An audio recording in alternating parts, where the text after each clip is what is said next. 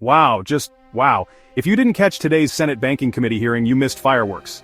Senator Kennedy didn't just ask questions, he grilled Fed Chair Powell like a steak. Inflation, tariffs, and the Fed's next move, everything was on the table. Listen up, here's what actually happened without the DC spin. First, let's talk inflation. Kennedy asked the question everyone's thinking, does the Fed even know what they're doing? Powell literally said, there's no modern precedent for what we're facing. Translation, the Fed's guessing, they're hiking rates, watching supply chains, but Powell admits we have to be humble. Humble means they don't know if inflation's about to spike or tank. That's not comforting. Thank you, Mr. Chairman. Thank you, Mr. Chairman. Mr. Chairman, did I understand you to say that the reconciliation bill is the most extraordinary legislation you've ever seen? Did I hear that correctly? There may have been some lost in translation there. I was a little late. Tell me what tell me what the bond market's telling you. Bond market's fine now, functioning well. It's pricing, it's reacting to economic news. There's adequate liquidity. Rates have come down pretty significantly from where they were a couple months ago. So I think inflation expectations have come down a bit from April, and in general, the bond market is functioning well. Okay. Explain to me why we have seen in the last few months weakness in the dollar. That's a great question. And of course, the Treasury Department is responsible for the role of the dollar.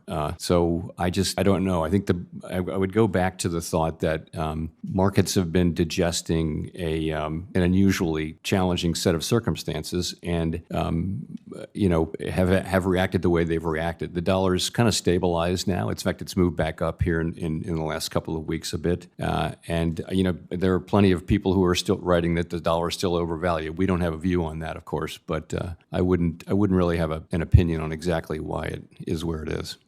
Then, Kennedy went for the jugular. Who's paying for these tariffs, your wallet or big business? Powell's answer? It's complicated. He says sometimes companies eat the cost, but sometimes they just pass it straight to you. The Fed's just watching. No plan, no answers. Meanwhile, your grocery bill keeps climbing. Kennedy didn't stop there. He threw out the wild card. What if we dropped all tariffs? Zero, nada, gone? Powell's eyes lit up. He said the economy would roar. Problem is, both parties in Washington are hooked on trade wars. So who pays for that addiction? You do. Well, clearly there's a lot of geopolitical risk right now, which would lead one to conclude, all things being equal, that people would be flocking to the dollar, and it would be stronger. Well, you have seen some of that here in the last few days. But again, I don't really have an official view I'd like to share on that. I think there are possible explanations, multiple possible explanations. Again, one of which is that some people still feel the dollar is highly valued. Yeah.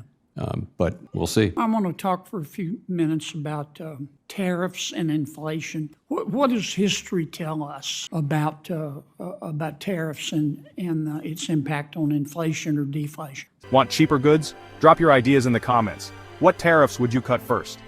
Here's the wildest part. Powell flat out admits the Fed doesn't factor tariffs into their inflation forecasts at all. Think about that. Tariffs hit prices, jobs, growth, everything, right? But the Fed says, that's not our job. If they're not watching, who is? No wonder people don't trust this system.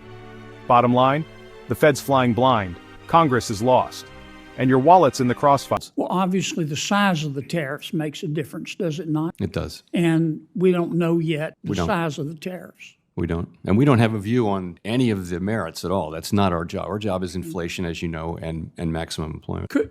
Will it also matter? Let's assume that there is upward price pressure. Would it matter how much businesses decide to pass on versus just eat? Does that make sense? Yes, that matters. That is what matters. The question is who's going to pay for the tariffs? Originally, it's the importer, but it gets passed along through the distribution chain to some extent to the consumer. The ultimate question of it is how much of it does show up in inflation. And honestly, it's very hard to predict that in advance. So we're watching to see, what shows up in measured inflation. If the president's trade negotiators pursue reciprocity, which I define as both sides reducing in a quid pro quo, reducing reducing tariffs and trade barriers as much as possible. Ideally, in a perfect world, we would end up with two sides with zero tariffs and zero trade barriers. Would that be inflationary? No, not at all. That would cause the economy to roar, wouldn't it? I think it would be an Okay, outcome. thank you, Mr. Chairman. I appreciate your endorsement, Mr. Chairman, of the reconciliation bill. If you want the truth, no filters, no agenda, hit subscribe right now. Capital Conservatives is here to break down what they don't want you to see. Drop your thoughts, share this video, and stay tuned. This is Capital Conservatives. Unfiltered, unafraid. See you next time.